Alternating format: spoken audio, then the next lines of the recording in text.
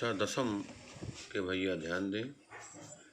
आज आपकी प्रश्नावली 6.1 शुरू होने जा रही है। ये जो अब आप पढ़ेंगे बहुत ही ईमानदारी से पढ़िएगा, क्योंकि ये समझ में तो आएंगे लेकिन जब आप परीक्षा में लिखोगे इनके उत्तर, ठीक है, तो थोड़ा कठिनाई होती है परीक्षा में। ठीक, ऐसा नहीं कि आप लिख नहीं पाओगे, ईमानदारी से आप पढ़िए, बिल्कुल आपको आएगा। तो प्रश्नावली 6.1 में पहला सवाल देखिए।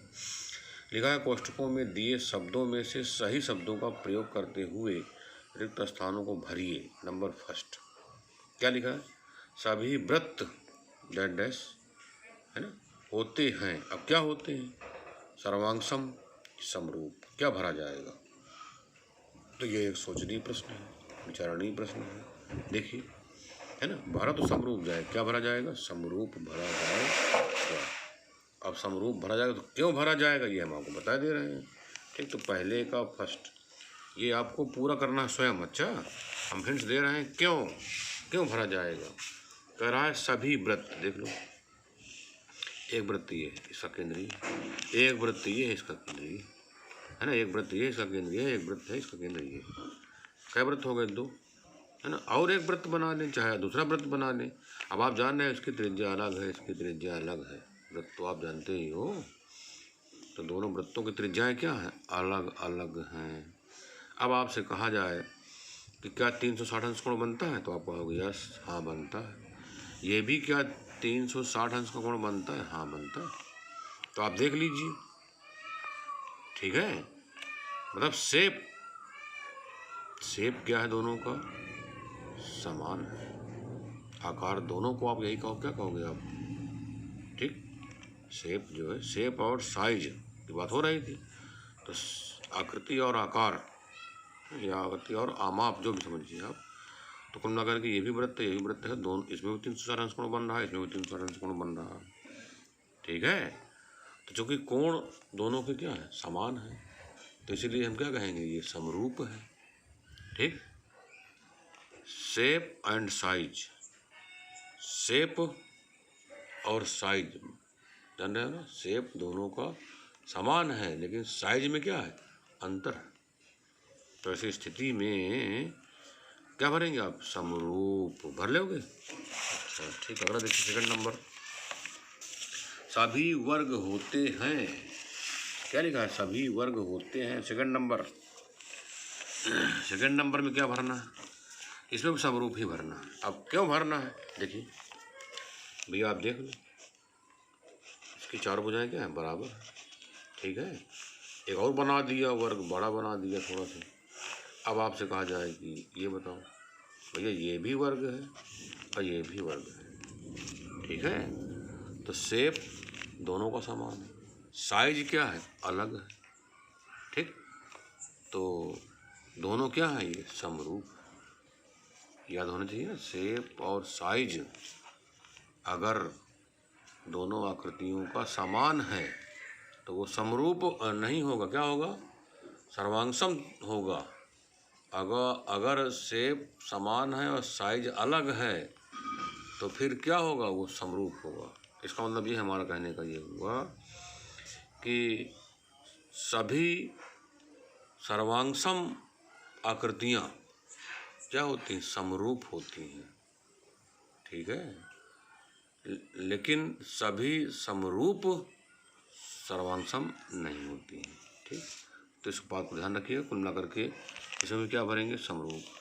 थर्ड नंबर पर सभी त्रिभुज समरूप होते हैं, है ना। अब सभी त्रिभुज कौन समरूप होंगे? अरे भाई, समबाहु वाले होंगे। क्यों? क्योंकि देख लो, ये क्या बनाया? समबाहु त्रिभुज। कैसे पता? चूंकि इसकी तीनों भुजाएं बराबर है। ये क्या बनाया? ये भी बनाया समबाहु त्रिभुज। बोलिए, इसकी भी तीनों भुजाएं क्या है? बराबर है। आप खुद समझ रहे हैं कि ये भी 60 अंश होगा, ये भी 60 अंश होगा, ये भी 60 अंश होगा, ये भी 60 अंश होगा, ये भी 60 अंश होगा, ये भी 60 अंश होगा। कुल मिलाकर के कहने का मतलब ये है हमारा कि इन दोनों त्रिभुजों के तीनों कोण अलग अलग बराबर हैं, इसीलिए ये क्या है? समरूप त्रिभुज है। ठीक है, तो उन्होंने कहा नहीं कि सभी डैश डैश त्रिभुज समरूप होते हैं, तो सभी कौन से त्रिभुज समरूप होंगे? समबाहु त्रिभुज। ठीक है, तो क्या भरेंगे इसमें? समबाहु। अब चौथा है भुजाओं की समान संख्या वाले, भुजाओं की समान संख्या वाले दो बहुभुज क्या होते हैं, समरूप होते हैं। मतलब मेरा कहने का ये है कि भुजाएं क्या हों, समान बहुभुज हो। देखो जैसे आपका ये क्या है, चतुर्भुज, ये भी क्या है, ये भी क्या है, चतुर्भुज। भुजाओं की संख्या दोनों की क्या है, समान है। ठीक, दोनों चतुर्भुज हो, देखिएगा ये दोनों बहुभुज कहलाएंगे। भुजाओं संख्या इसमें भी 4 है, इसमें भी 4 है, तो भुजाओं संख्या दोनों की क्या है, समान है। ठीक, तो ऐसी स्थिति में ये दोनों समरूप आकृतियां कब होंगी, जब इसके चारों कोण और इसके चारों कोण, भैया 4 कोण इसमें भी है, 4 कोण इसमें भी है, तो इस आकृति के चारों कोण और इस आकृति के चारों कोण अलग अलग क्या हों, बराबर हों, और इसके साथ साथ बराबर तो कोण हों, लेकिन इसके साथ साथ क्या होना चाहिए, संगत भुजाओं का अनुपात क्या होना चाहिए, बराबर होना चाहिए। ठीक है, संगत भुजाओं का अनुपात भी बराबर होना चाहिए, तभी ये समबाहुभुज ठीक क्या होंगे, समरूप होंगे। तो समरूप में दोनों स्थितियां होना चाहिए, चारों कोण बराबर होने चाहिए, अर्थात समबाहुभुज या बहुभुज में जो भी कोण हैं, जितने भी कोण हैं 5, 10, 20, 25, 4, 4 या 3, 3 जो भी हैं, सब कोण बराबर होना चाहिए और संगत भुजाओं का अनुपात भी बराबर होना चाहिए, तभी बहुभुज समरूप होते हैं। ये ध्यान रहे, ठीक है, क्योंकि अंदाजू भार नहीं भरना है, कारण सहित मालूम होना चाहिए कि तुम सटीक 100% सही हो, वही भरना है। ठीक, आपको आना चाहिए 100%। तो लिखा है उनके संगत कोण क्या होने चाहिए, बराबर। संगत कोण क्या होने चाहिए, बराबर। यहाँ क्या भरेंगे, बराबर। उनकी संगत भुजाएं क्या होनी चाहिए, समानुपाती। यहाँ क्या भरेंगे, समानुपाती।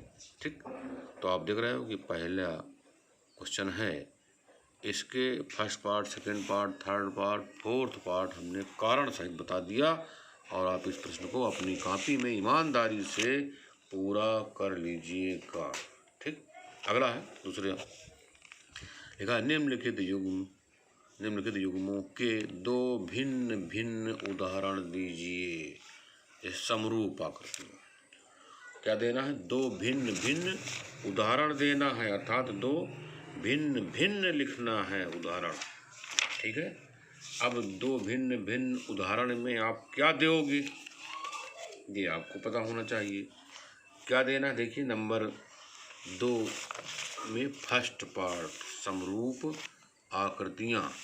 ठीक है, नंबर फर्स्ट पार्ट में समरूप आकृतियाँ लिख लेना।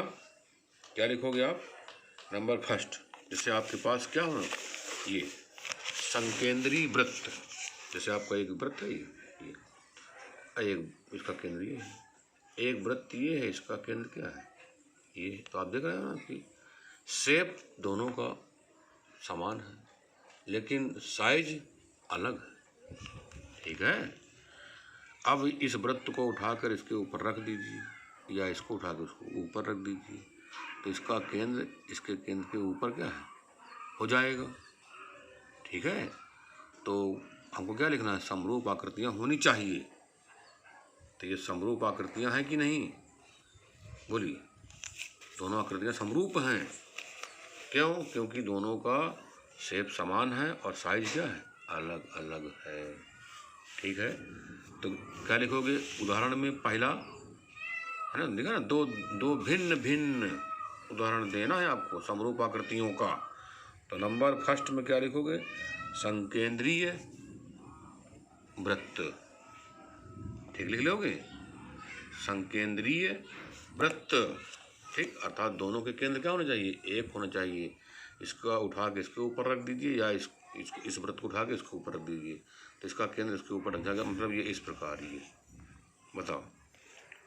अब दोनों वृत्तों के केंद्र क्या हैं, एक ही तो हुए, दोनों वृत्तों के केंद्र क्या है, एक हुए। तो बताइए संकेंद्रीय वृत्त दोनों हुए कि नहीं हुए। तो क्या उदाहरण दोगे, संकेंद्रीय वृत्त। फिर इसके पश्चात दूसरा एग्जाम्पल आप ले लेना, सभी वर्ग, है ना। अब आप भैया बताया नहीं हमने आपको, सभी वर्ग, भैया वर्ग की भुजाएं अलग अलग हो सकती है, लेकिन शेप क्या है, समान रहेगा, साइज क्या है, अलग अलग रहेगा। ठीक है, तो लिख देना सभी वर्ग या सभी समबाहु त्रिभुज। ठीक है, प्रश्न फर्स्ट में भी कुछ उत्तर दिए हुए हैं इसके। तो दो समरूप आकृतियों के भिन्न भिन्न उदाहरण देना है। तो पहला क्या हो गया, संकेंद्रीय वृत्त। दूसरा क्या हो गया, सभी वर्ग। ठीक है, या सभी समबाहु त्रिभुज, जैसे कहिए आप। फिर लिखा ऐसी आकृतियां जो समरूप नहीं। ये लीजिए, अरे लिख दीजिए भैया, एक वृत्त और एक त्रिभुज। अब बताओ, वृत्त और त्रिभुज क्या समरूप होंगे? नहीं होंगे। ठीक है, अब दूसरा उदाहरण बताओ आप। दूसरे में क्या बता सकते हो? दूसरा भी कोई लिख दीजिए, एक चतुर्भुज और एक पंचभुज।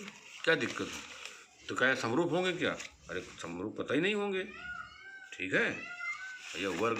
तो इस प्रकार आप उदाहरण दे सकते हो, है ना। उदाहरण कोई जरूर नहीं है कि जो हमने बताया है आप वही उदाहरण दीजिए जो आपके दिमाग में आए, लेकिन हाँ 100% सही होना चाहिए। ठीक, अब आज इस क्वेश्चन नंबर 3। क्वेश्चन नंबर 3 देखिए आप, बिल्कुल सिंपल। ये आप देख रहे हो चतुर्भुज है, लिखा नहीं। बताइए कि निम्नलिखित चतुर्भुज समरूप है या नहीं। अब आप बताइए, 4 भुजाएं हैं इसमें और 4 देख लीजिए इसमें। ठीक, तो इस चतुर्भुज में तो ये कोण 90 है, ये कोण 90 है, ये कोण 90 है, ये कोण 90।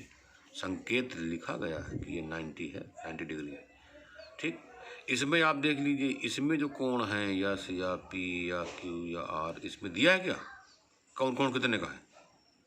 ठीक, हाँ, लेकिन भुजाएं दी हैं इसमें।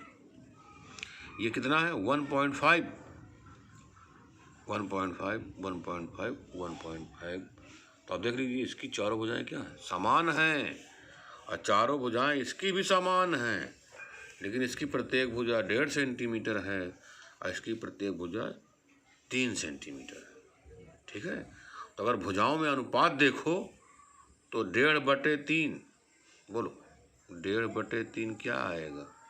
अरे 1.5 से 3 कट जाएगा ना 2 बार। 1.5 एक कम 1.5, 1.5 दूनी 3, ये सबको पता है। ठीक, तो 1/2 आएगा। 1.5/3 का मतलब 1/2, और फिर 1.5/3 का मतलब 1/2, 1.5/3 का मतलब 1/2, 1.5/3 का मतलब 1/2। तो आप देखोगे भुजाओं का अनुपात तो समान आ रहा है, लेकिन कोण क्या समान है क्या? इसमें कोण 90 है, लेकिन इसमें कोण 90 नहीं है। 90 नहीं कह सकते आप, है ना, क्योंकि दोनों आकृतियों चूँकि क्या है, बहुभुज हुए एक प्रकार से, तो कोण भी समान होना चाहिए चारों, और संगत भुजाओं का अनुपात भी समान होना चाहिए, तभी ये समरूप माने जाएंगे। तो आप क्या निष्कर्ष निकालते हैं कि ये समरूप त्रिभुज नहीं हैं, या समरूप बहुभुज नहीं हैं, या समरूप चतुर्भुज नहीं है। लिखा नहीं है समरूप चतुर्भुज। निम्नलिखित चतुर्भुज समरूप है या नहीं? नहीं है। क्यों नहीं है? क्योंकि संगत भुजाओं का अनुपात तो समान है, लेकिन चारों कोण अलग अलग बराबर नहीं हैं। ठीक, इस प्रकार कक्षा 10 के भैया question number 1, question number 2, question number 3 ईमानदारी से ये कार्य कर लीजिएगा। हम आपको तीनों प्रश्न बता चुके कारण सहित। ठीक, अगर कोई दिक्कत हो रही हो तो आप क्या कहते हैं, वीडियो कॉल के माध्यम से या अन्य किसी माध्यम से हमसे आप संपर्क कर सकते हैं। ठीक, शेष फिर